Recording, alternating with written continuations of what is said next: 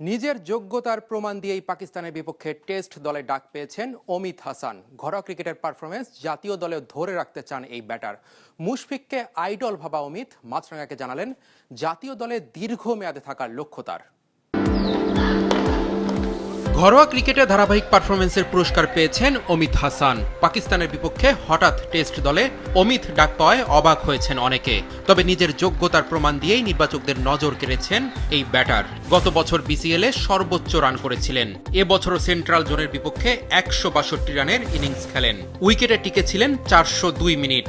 মাছরাঙ্গাকে অমিত জানালেন লম্বা রেসের ঘোড়া হতে চান তিনি। যেরকম আমি ডোমেস্টিক ক্রিকেটে খেলে আসছি সেরকমই কনফিডেন্ট নিয়ে যদি ন্যাশনাল টিমের সুযোগ আছে সেভাবে খেলা। প্রত্যেকটা প্লেয়ারেরই ন্যাশনাল টিমে এরকম সুযোগ আসলে যেরকম ভালো লাগে কাজ করে আমারও সেম কাজ করতেছে। ইন্ডিভিজুয়াল মানে একদম লাল বল নিয়ে চিন্তা করতেছি না, যখন যে ফর্মেটে সুযোগ আসবে সেটা নিয়ে চিন্তা করতেছি। নিজেকে অ্যাজ এ প্লেয়ার হিসেবে সব ফর্মেটে প্রস্তুত রাখার চেষ্টা করতেছি।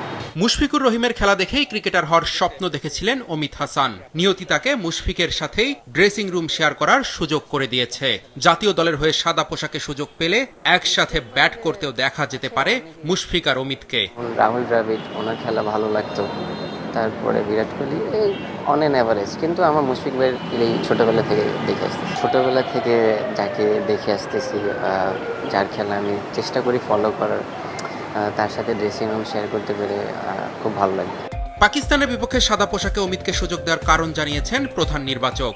অমিত দলে এসেছে এজ ব্যাকআপ উইকেট কিপার হিসেবে, কারণ এখানে উইকেট কিপার যিনি আছেন লিটন আর একটা ব্যাকআপ উইকেট কিপার টেস্টটা এখন লাগে, মানে যে কোনো ফর্মেটে লাগে। হি প্রুভড হিমসেলফ, আমি বলবো যে হি সিলেক্ট হিমসেলফ। আমরা সিলেক্ট করতে ও নিজেকে সিলেক্ট করেছে, কঠিন সময় রান করেছে, ভালো সময় রান করেছে। তো এই ধরনের ক্রিকেটার আসলে যখন দল নিতে পারি তখন ভালো লাগে। আই থিঙ্ক হি হ্যাজ ওর একটা ভালো ফিউচার আছে।